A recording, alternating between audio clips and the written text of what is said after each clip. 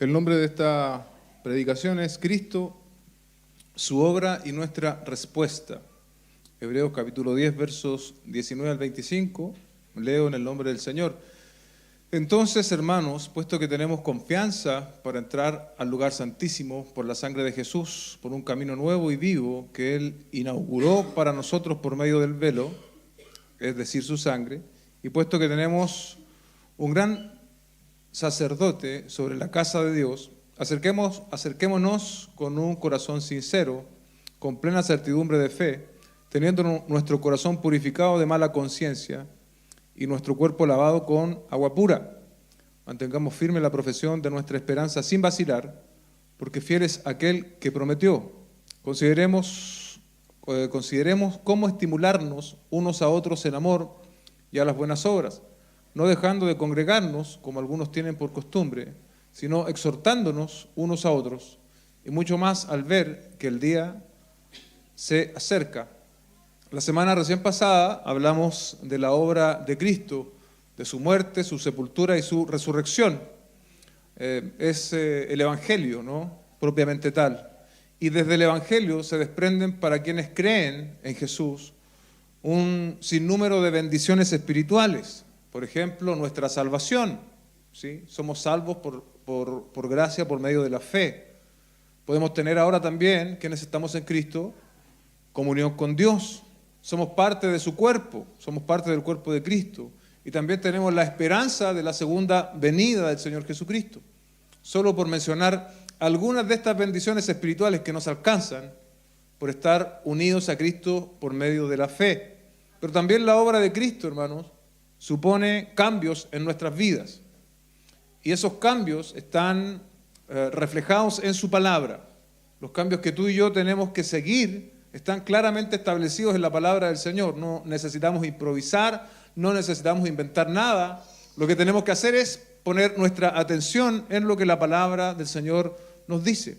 Ahora el texto que hemos leído de manera particular también habla de la obra de Cristo, pero como vamos a ver en adelante, establece una diferencia entre lo que fue el antiguo medio de sacrificios en los animales del Antiguo Testamento y lo que hizo el Señor Jesucristo. Establece esa comparación de manera distinta a lo que vimos la semana pasada, pero hablando en esencia de lo mismo.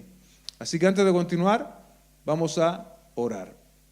Padre, te damos gracias por permitirnos reunirnos una vez más, por haber dado lectura a tu santa palabra.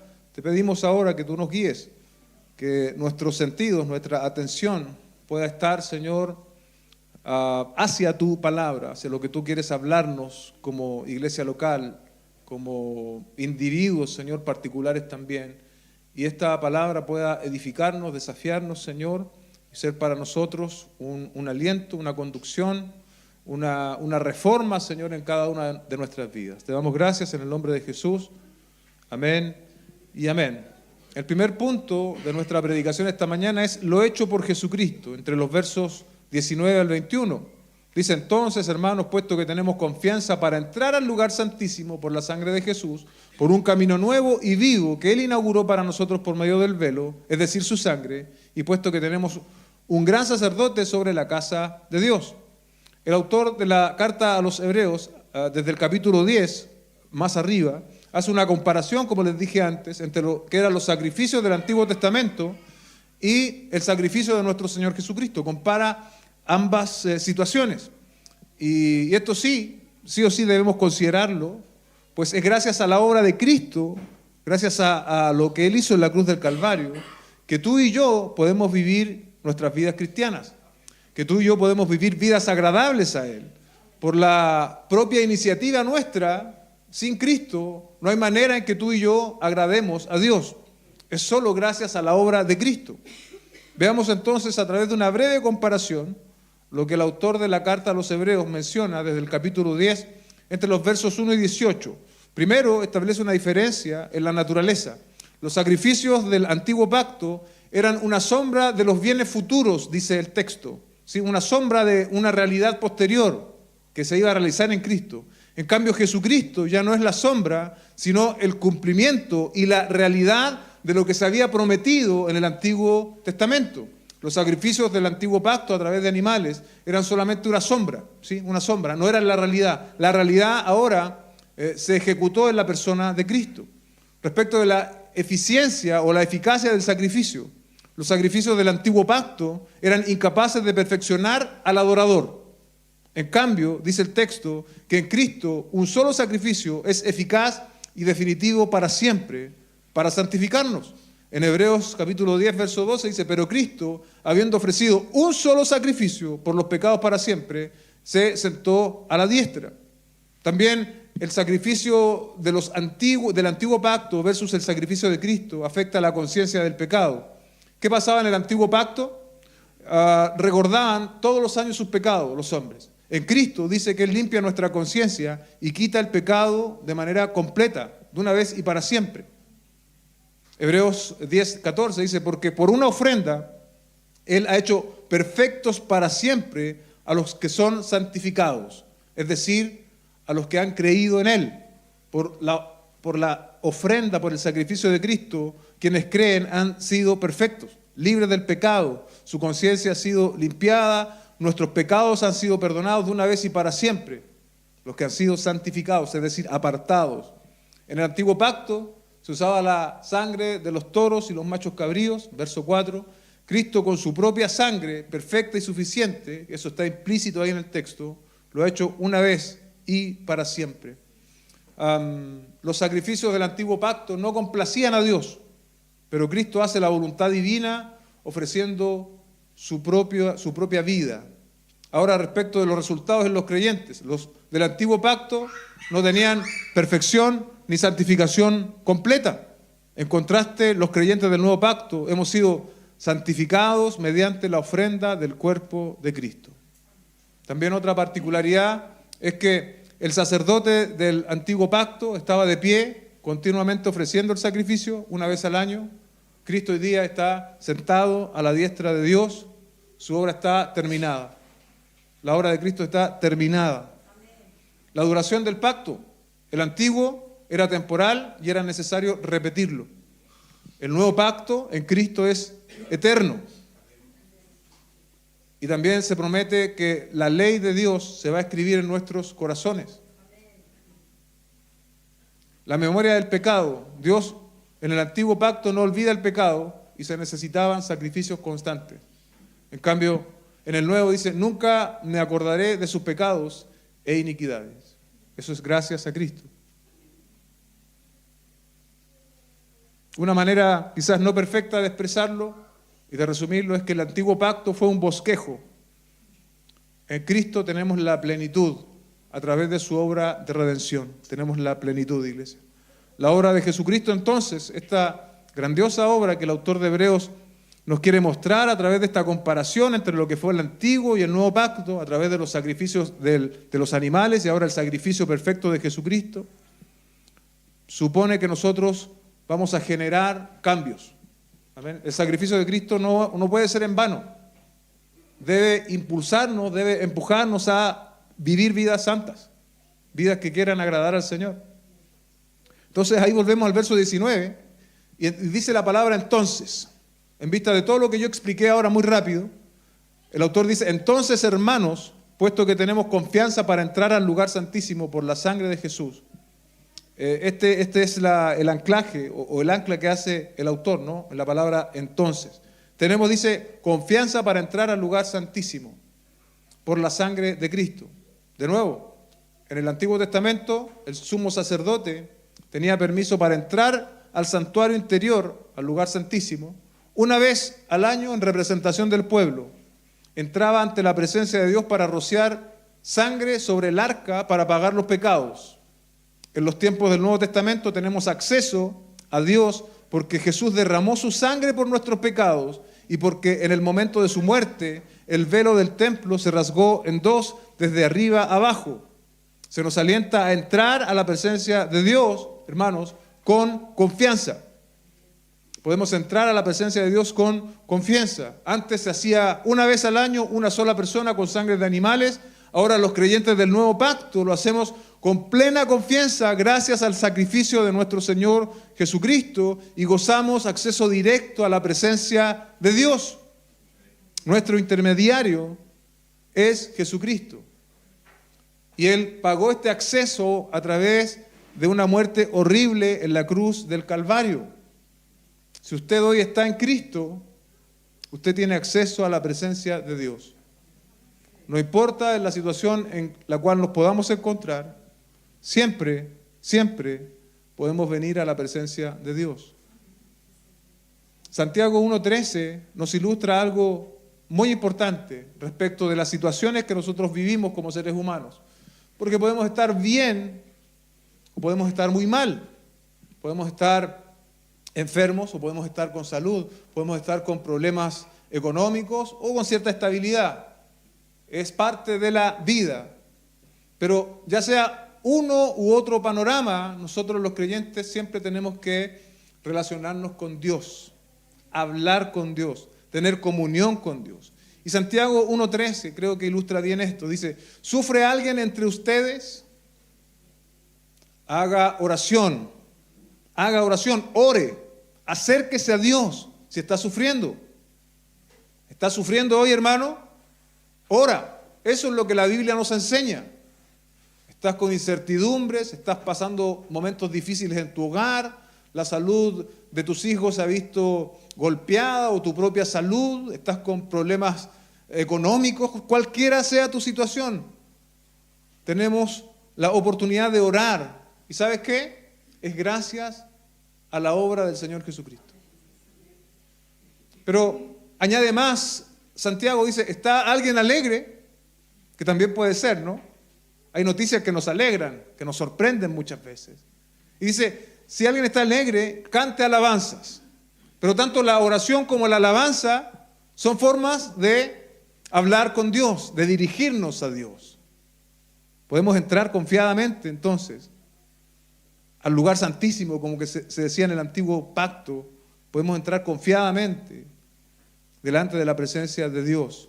Dice el verso 20, por un camino nuevo y vivo que Él inauguró para nosotros por medio del velo, que es su carne. El camino nuevo, ¿cierto? Establece ahí la diferencia otra vez entre el camino antiguo que existía en el antiguo pacto y vivo, haciendo alusión a la resurrección del Señor Jesucristo. Y la palabra por medio del velo, que después dice por medio del velo, es decir, su carne. En el antiguo pacto, en el templo, ¿no? Había una división entre el lugar santo y el lugar santísimo. Cuando Jesucristo fue crucificado, el velo se rasgó como una muestra de que ya no era exclusivo para un hombre, sino que todos podemos tener acceso a la presencia de Dios mediante Cristo. Pero también está este modo, ¿no?, que dice el texto, por medio del velo, que es su carne. Jesucristo tuvo que ser partido, su cuerpo tuvo que ser muerto, de manera que nosotros pudiésemos entrar hoy día a la presencia del Señor. Dice, esta expresión se relaciona con el velo interior del tabernáculo, entre el lugar santo y el lugar santísimo. Entonces el velo se refería al cuerpo de Jesús, siendo roto por nuestros pecados y así proveyendo acceso a Dios. Cuando tú y yo podemos orar, no es por algo liviano.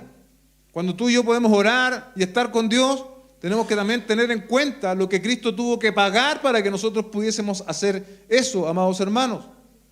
Dice Warren Wiersbe, cuando su carne fue clavada en la cruz y su vida fue sacrificada, Dios rompió el velo del templo.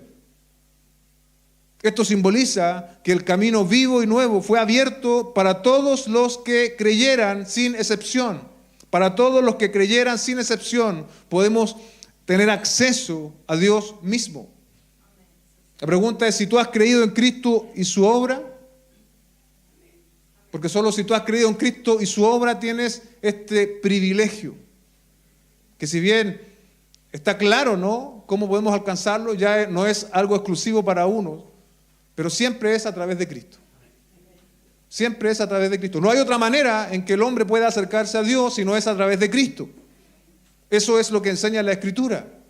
No hay santos, no hay vírgenes, no hay iluminados. Es solo a través de Cristo. Verso 21, y puesto que tenemos un gran sacerdote sobre la casa de Dios, Cristo es este gran sacerdote, ¿no? En un sentido absoluto, incomparablemente superior a todos los sacerdotes del antiguo pacto. Y la casa de Dios es su pueblo, es decir, nosotros. Observemos, hermanos, cómo el autor de la carta a los Hebreos llama nuestra atención hacia Cristo. Él es el camino nuevo y vivo, Él es el gran sacerdote sobre la casa de Dios. Entonces, en vista de esta seguridad, ahora pasamos a nuestro segundo punto, desde el verso 22. Lo que nosotros debemos hacer. Eso es lo que hizo Cristo. Y ahora el texto llama nuestra atención sobre lo que nosotros debemos hacer. Verso 22. Primero, acerquémonos con corazón sincero. La confianza de los creyentes se basa entonces en la obra acabada de Jesús. Pero este beneficio debe ser abrazado, debe ser creído, hermanos. Y ahí es donde muchas veces nosotros los creyentes fallamos. Gracias a la obra de Cristo podemos acercarnos con un corazón sincero. El lugar santísimo, que era el privilegio de unos pocos, hoy gracias al sacrificio de Cristo es la realidad para todo aquel que está en Cristo. El autor de Hebreos menciona aquí 4 puntos que son dignos de nuestra atención. Lo primero ya lo estamos mencionando, un corazón sincero para acercarnos a Dios. Es necesario en el centro del ser tengamos un deseo sincero de relacionarnos con Dios. No podemos fingir lealtad con Dios. El corazón sincero es el corazón cuyo fundamento y contenido son las cosas celestiales y eternas. Es constante y sincero porque está centrado en lo eterno, señala un autor. No necesitamos, iglesia, no necesitamos aparentar con Dios. Por el contrario, dice que tenemos que venir con un corazón sincero. Y esto es importante, porque cuando nosotros venimos a la fe en el Señor Jesucristo, no significa que vamos a vivir vidas perfectas de allí en adelante. No significa que nosotros no vamos a pecar más. Pero sí se nos está diciendo que en vista de la obra de Cristo es necesario que nosotros mantengamos siempre un corazón sincero. Un corazón sincero. Cuando tropezamos o cuando directamente pecamos, tenemos que tener esta plena certidumbre que debemos venir delante de su presencia con seguridad. ¿Por qué? Porque Cristo ha cubierto nuestros pecados. Él ha perdonado nuestros pecados a través de su muerte. Y Él entonces es el único capaz de hacer lo que sigue en el texto. Dice, purificado nuestro corazón de mala conciencia y nuestro cuerpo fue lavado con agua pura. Otra vez el autor de Hebreos está haciendo alusión, está evocando cosas que pasaban en el sacerdocio del antiguo pacto.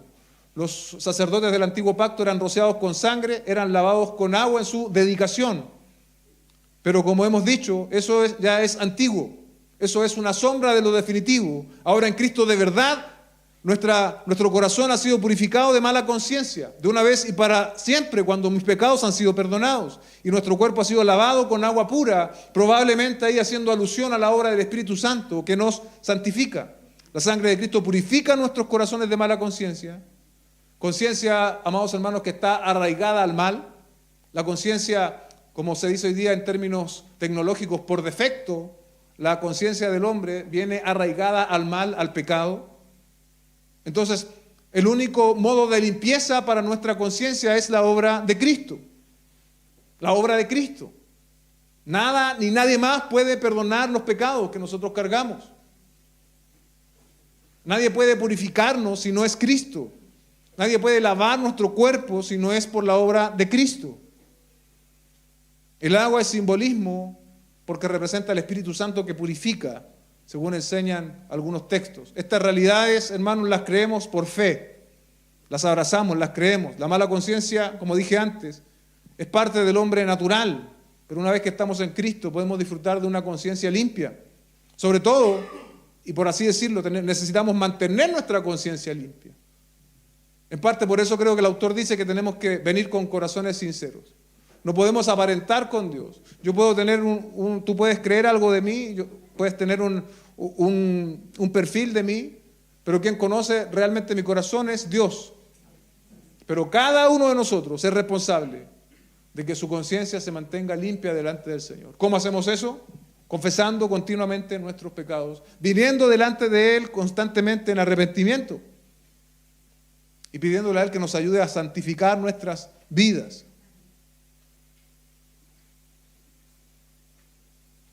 Cristo limpia, purifica al hombre que se acerca a Él en arrepentimiento y fe. Él hace lo que para los hombres es imposible. Para los hombres es imposible ser libre de sus pecados, limpiar su propia conciencia.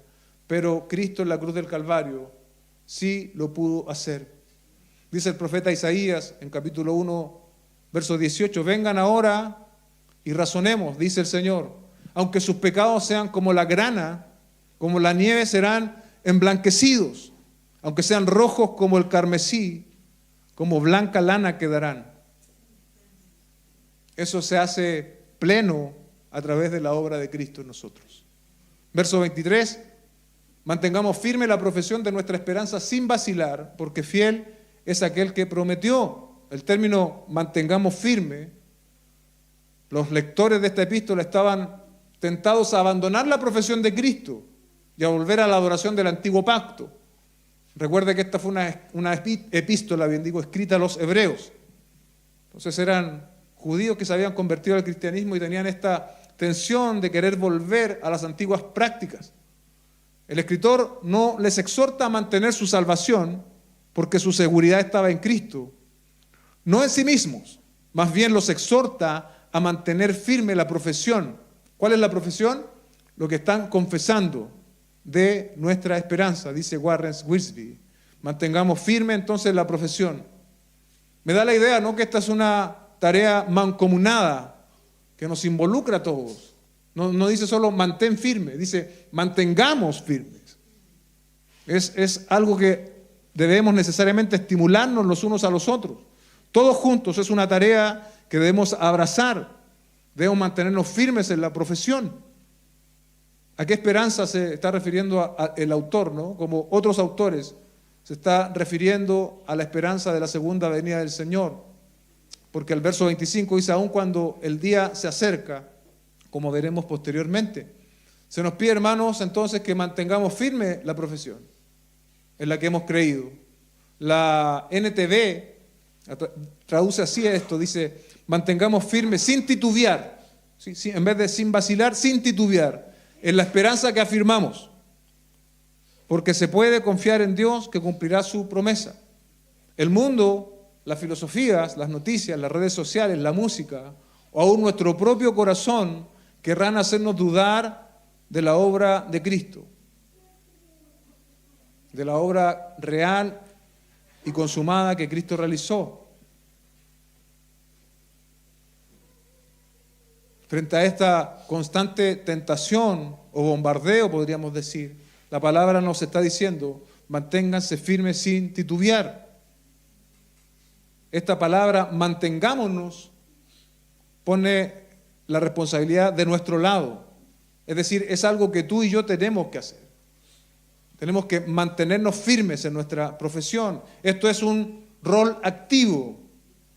Si permitimos llenar nuestra cabeza y nuestro corazón con contenido que no nos edifica, eso va a afectar nuestra profesión.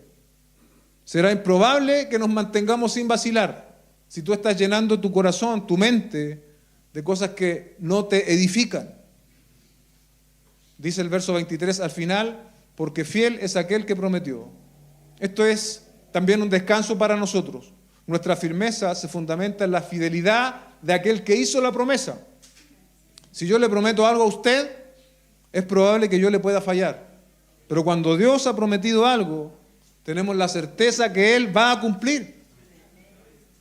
¿Y dónde está nuestra esperanza? Esa que no podemos ser conmovidos, que no debemos vacilar. Hebreos 9:28 dice, así también Cristo, habiendo sido ofrecido una vez para llevar los pecados de muchos, aparecerá por segunda vez. Aparecerá por segunda vez, allí está nuestra esperanza. Sin relación con el pecado, para salvación de los que ansiosamente lo esperan. Interesante que el texto diga que hay un grupo que está esperando ansiosamente su venida. En ocasiones estamos tan ocupados con nuestras cosas, con nuestros asuntos, que olvidamos la promesa de la segunda venida del Señor. Y el texto dice que nosotros tendríamos que estar ansiosos, no por las cosas de este mundo, sino ansiosos en un término positivo por la segunda venida del Señor. Verso 24 dice, considerémonos cómo estimularnos unos a otros. Me llamó la atención esta expresión, ¿no? Consideremos cómo estimularnos unos a otros al amor. Porque no apela el autor a una forma específica de amor, sino que nos invita a tomar la iniciativa, a pensar quizás incluso en nuevas formas en las cuales podamos estimularnos unos a otros en amor. Por eso dice, consideremos cómo estimularnos. Es decir, pensemos cómo nosotros como creyentes, o ustedes como creyentes, los que estaban recibiendo la epístola, podemos estimularnos unos a otros al amor. Y quisiera aquí mencionar una experiencia que ha surgido de manera natural en nuestra congregación en las últimas semanas, como ejemplo. Primero un grupo de hermanos se juntaron, uno de esos grupos estaban animados, otros no tanto, pero en esa reunión ocurrió algo, hubo un estímulo. A alguien se le ocurrió que eso podría ser de estímulo de unos a otros. Seguramente uno o dos de ellos pensaron que podía ser bueno juntarse con otros hermanos. Lo consideraron, salió la invitación de manera informal y se juntaron. Después esa invitación se hizo extensiva a otros hermanos, incluido yo. Y el martes en nuestra última reunión habíamos 12 hombres compartiendo la palabra del Señor. Porque inicialmente uno o dos consideraron que podía ser bueno estimularse de esa manera.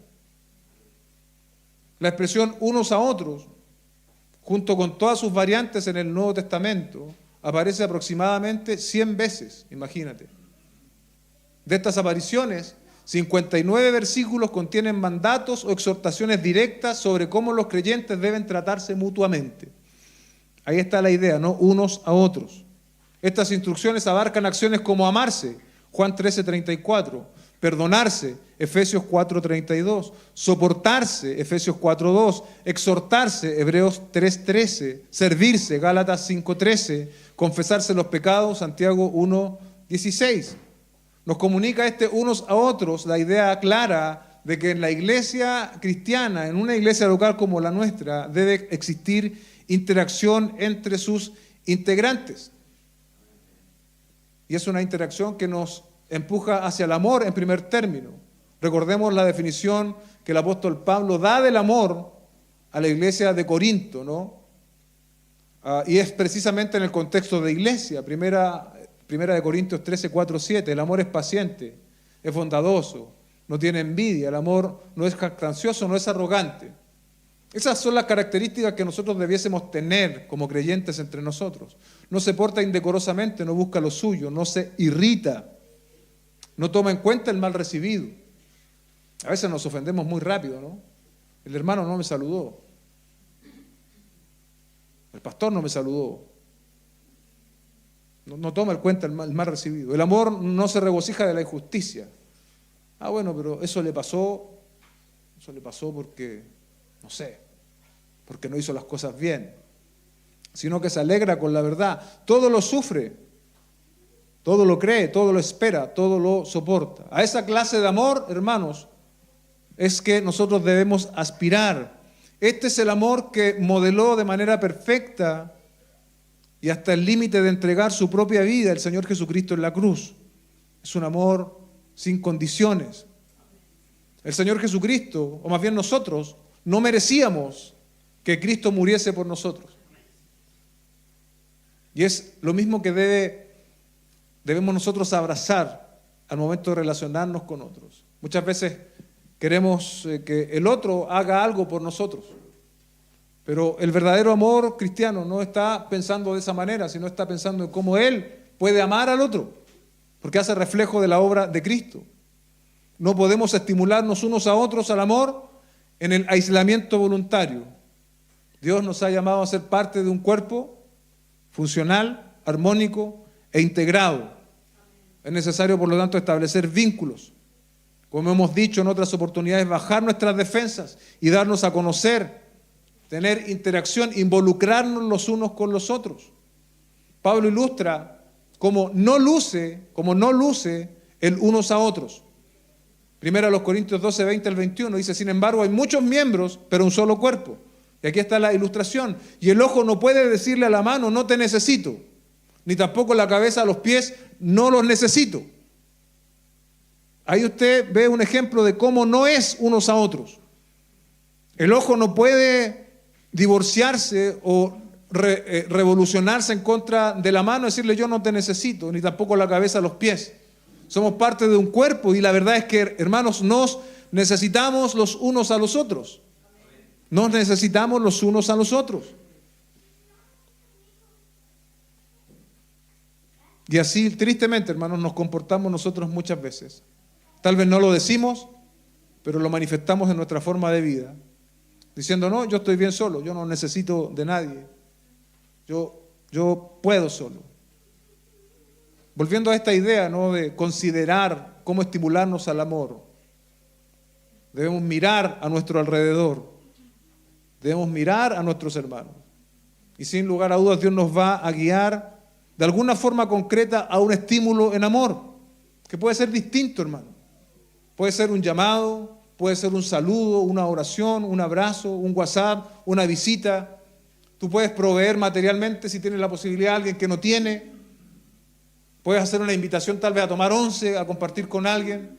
Son tantas las cosas que podemos considerar como estímulos al amor. Y ese es el ejercicio reflexivo al cual nos invita hoy día la palabra, hermanos. Pensar e identificar. Lo que a mí me hace falta es fácil. Yo sé lo que me hace falta, yo se lo pido al Señor. Pero aquí la intención es ver lo que le hace falta a otros, de manera de estimularnos también para poder cubrir sus necesidades. Juan 15:12 dice, este es mi mandamiento, que se amen, escuche bien, los unos a los otros, así como yo los he amado. ¿Cómo nos terminó amando el Señor finalmente? Hasta la muerte en la cruz del Calvario. Ese podríamos decir es nuestro límite. Por lo tanto, ninguno de los que estamos hoy aquí ha llegado a amar de esa manera a su hermano en la fe. El verso 24 de nuevo dice, considerémonos cómo estimularnos unos a los otros al amor, pero después agrega ya las buenas obras. Otra vez, el mismo principio de consideración, de reflexión. ¿Cómo yo puedo estimular a mis hermanos a las buenas obras? El principio abarca también esto de las buenas obras. Y hay como un traslape, ¿no?, entre lo que es amor y las buenas obras. Sin embargo, a mí me llamó la atención al menos que lo primero que menciona el autor es al amor y luego las buenas obras. Y este orden yo creo que no es aleatorio, porque sin amor las buenas obras no sirven de nada. Sin amor las buenas obras no sirven de nada, porque las buenas obras sin amor están ejecutadas, hechas por la motivación errada. Los fariseos hacían obras sin amor a Dios realmente, y mucho menos sin amor al prójimo. Mateo 23, 28 dice, así también ustedes, hablándole a los fariseos, por fuera parecen hombres justos, parecen justos a los hombres, pero por dentro están llenos de hipocresía e iniquidad. Entendiendo este orden, ¿no?, entre el amor y las buenas obras, y que nosotros debemos estimularnos a las buenas obras. Veamos algo de las buenas obras. ¿Qué nos dice Efesios 2:10? Porque somos hechura suya, creados en Cristo Jesús para hacer buenas obras, las cuales Dios preparó de antemano para que anduviésemos en ellas. Dios ha preparado buenas obras para que nosotros corriéramos en ellas, por así decirlo. Su deseo es que andemos en ellas. Y finalmente, hermanos, es el propósito de una nueva creación. El propósito de una nueva creación, es decir, en nosotros, es que nosotros hagamos y vivamos en buenas obras. Nuestro texto nos dice además que debemos considerarnos, a estimularnos a hacerlas. Las buenas obras de manera general tienen que ver con obediencia a la palabra de Dios en relación a nuestro prójimo, por decirlo de alguna forma. Son acciones concretas de amor, de misericordia y justicia. De manera particular, recordemos otra vez que el autor utiliza esta expresión unos a otros. Y al menos en esta oportunidad está enfocándose en buenas obras en relación entre los creyentes. no es exclusivo entre los creyentes, pero al menos en esta ocasión está considerando la vida de una iglesia, la vida de una comunidad. Gálatas 6:10 dice, así que entonces, hagamos bien a todos según tengamos oportunidad. Eso sin discriminación, hacer bien a todos, de manera transversal, sin distinción. Pero mira lo que sigue en el texto, y especialmente a los de la familia de la fe, a los de la familia de la fe. Tenemos que aspirar entonces, hermanos, a llegar a ser una familia de la fe, a llegar a ser una familia de la fe. Es bueno recordar que las buenas obras nos salvan, pero son las buenas obras las que ponen en evidencia nuestra fe genuina. O dicho de otra forma, la fe genuina siempre se manifestará en buenas obras. Solo para poner algunos ejemplos de buenas obras que menciona el Nuevo Testamento. Misericordia práctica, dar de comer al hambriento, de beber al sediento, hospedar al extranjero, vestir al desnudo, visitar al enfermo y al preso. Generosidad, ser dadivoso, generoso, compartir los recursos con alegría. A veces compartimos los recursos, pero medio regañadientes. No, debemos hacerlo con alegría. Cuidado de los vulnerables, visitar a los huérfanos y viudas en sus tribulaciones. Testimonio público, vivir honestamente para que los críticos glorifiquen a Dios. Tengo todos los versos acá, hermano, lo comparto el miércoles. Obediencia civil, estar sujeto a los gobernantes, obedecer y estar dispuestos a toda buena obra. Ayuda mutua, ocuparse en buenas obras para los casos de necesidad, no ser sin fruto. En la actualidad vemos como muchas personas, incluso no cristianas, les gusta hacer buenas obras. Y cuando ocurre una catástrofe, de hecho en la última oportunidad que en los incendios del sur, ¿no? Muchos influencers fueron a hacer buenas obras. Pero mucha de su intención, y lo vemos porque yo creo que está bien hacer la buena obra, pero ¿cuál es la necesidad de transmitirlo? De viralizarse, ¿no? De sacar algún tipo de provecho de lo bueno que estás haciendo. Y uno dice, no son creyentes, pero aún en el mundo cristiano se da esto de publicitar las cosas que hacemos.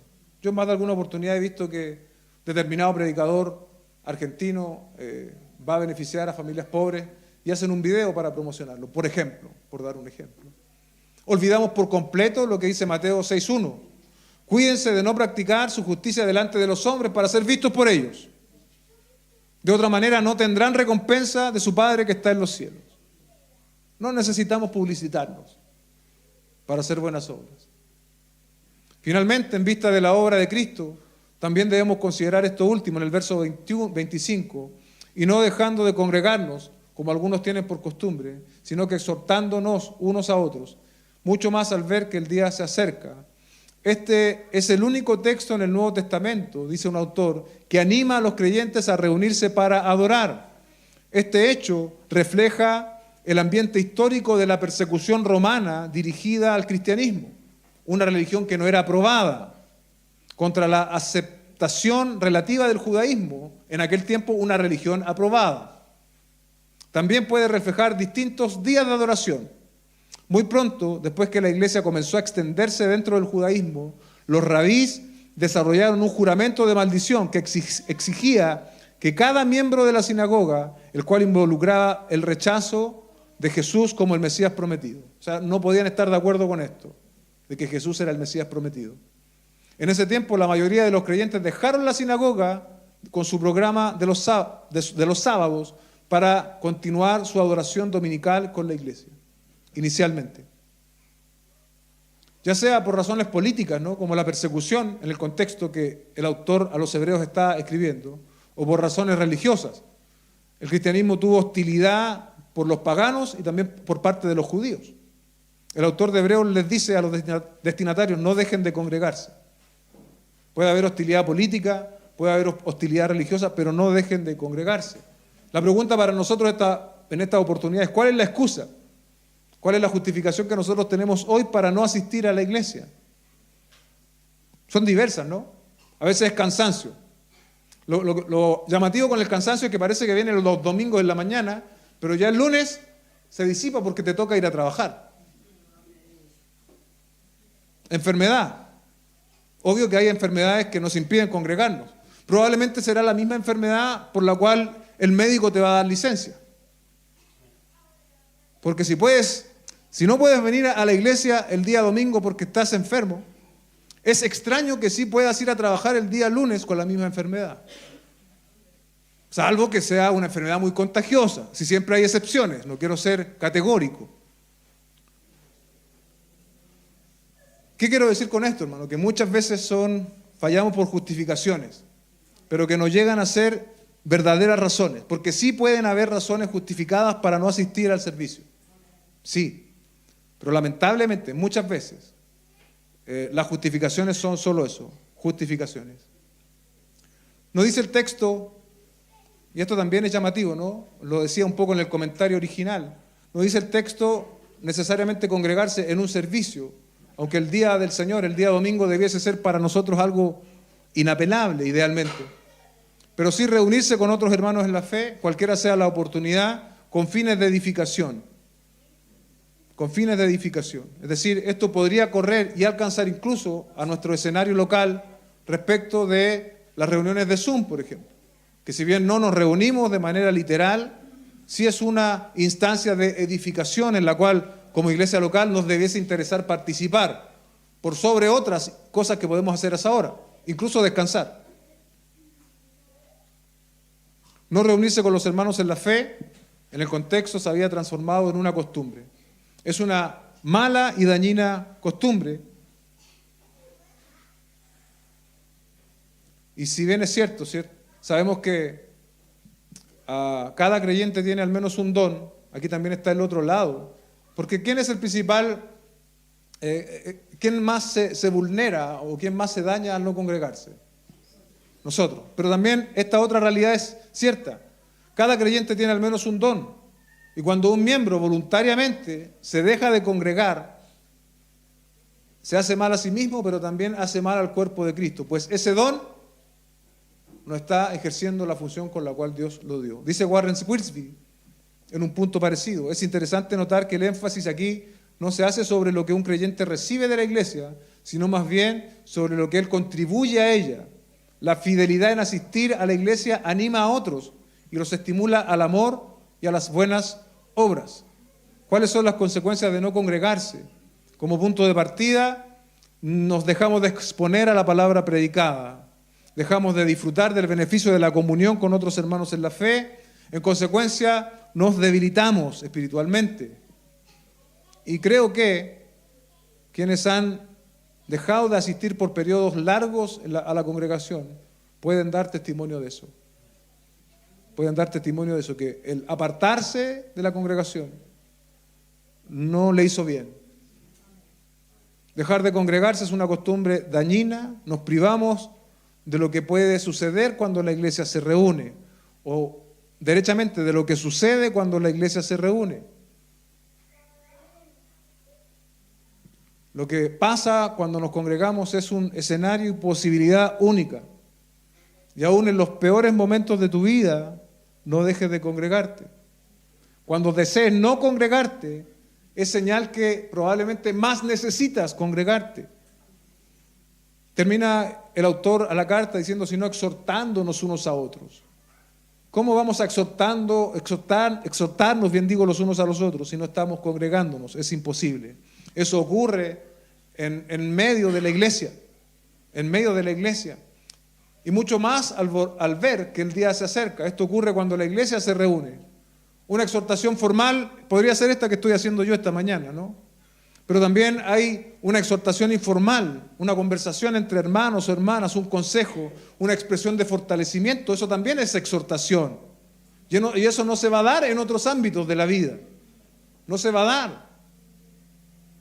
El autor de Hebreos recuerda a sus lectores que el ministerio de animar a otros creyentes es urgente, porque se acerca el regreso de Cristo y el juicio.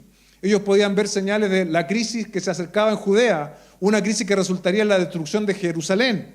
Ese es un argumento histórico. Aparentemente algunos cristianos asociaban esta destrucción con la segunda venida de Cristo, según algunos textos que están en Mateo. Las escaramuzas en Palestina podían ser el principio del fin de la historia. Hoy aunque hemos vivido por muchos siglos sin llegar el día del regreso de Cristo, es importante que la iglesia no pierda la atención escatológica. Yo creo que sí la hemos perdido. La atención, es decir, la sensación, la idea permanente de que Cristo puede venir ya. Estos hermanos la tenían patente. A nosotros a veces se nos ha ido esa atención de que Cristo viene pronto, debemos recuperarla, debemos alimentarla. Es el argumento del autor a la carta a los hebreos, dice, para exhortarnos, para animarnos unos a otros, es necesario reunirse.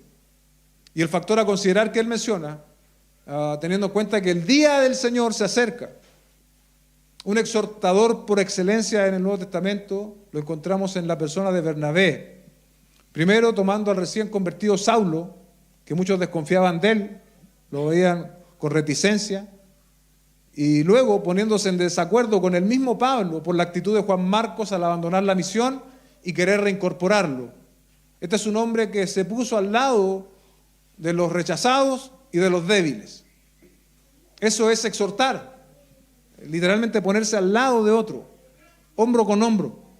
Y es lo que el autor de la carta nos está pidiendo, hermanos, que nos exhortemos unos a otros y que tengamos en vista el regreso del Señor Jesucristo.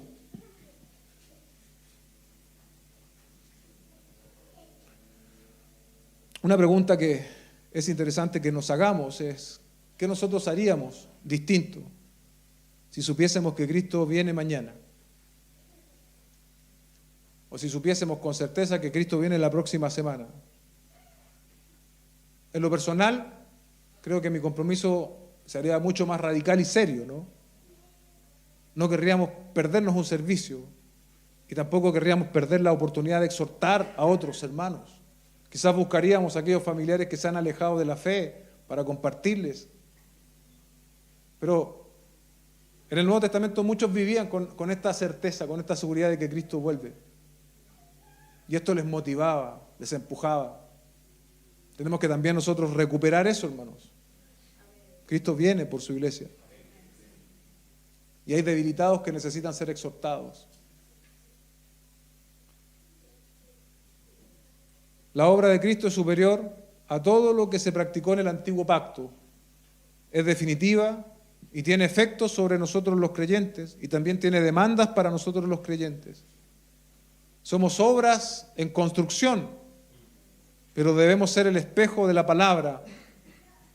Debemos en el espejo de la palabra ver nuestras falencias, pedir perdón a Dios e intencionalmente hacer su voluntad.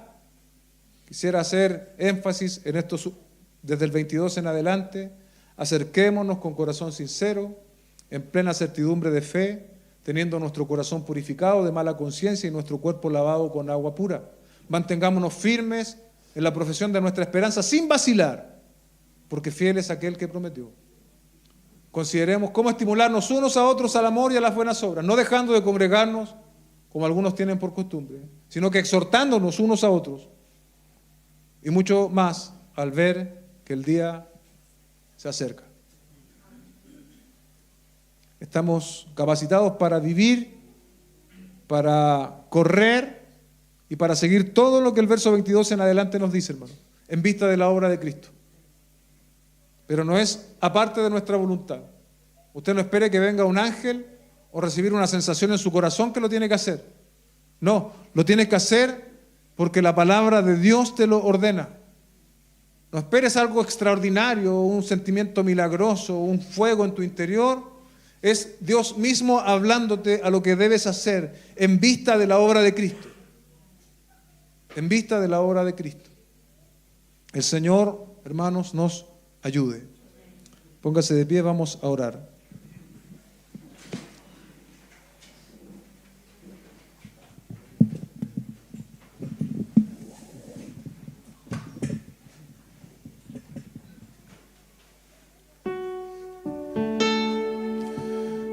Cierre sus ojos, oremos juntos al Señor. Padre Celestial, te damos gracias esta mañana. Otra vez pensando en la obra del Señor Jesucristo a nuestro favor, como lo hicimos la semana pasada, pero esta vez también viendo cómo esta obra debe a nosotros transformarnos, Señor. Asumimos que no hacemos todo bien. Asumimos que muchas veces, Señor, somos aún egoístas. Pensamos en nuestras propias necesidades. Estamos lejos del unos a otros. Pero ese es tu diseño, eso es lo que tú quieres para nosotros. Y aunque a veces nos cuesta, Señor, queremos serte fiel. Queremos, Señor, que tú cambies esos paradigmas que tenemos en nuestra cabeza, esas cosas que nos decimos a nosotros mismos, pero que yo soy así. Tal vez antes éramos así, pero una vez venido Cristo a nuestras vidas, todo debe ser un cambio progresivo. Ayúdanos, Señor. Cámbianos, Señor. Renuévanos, Señor. Te lo pedimos a través de Cristo nuestro Señor. Amén y amén.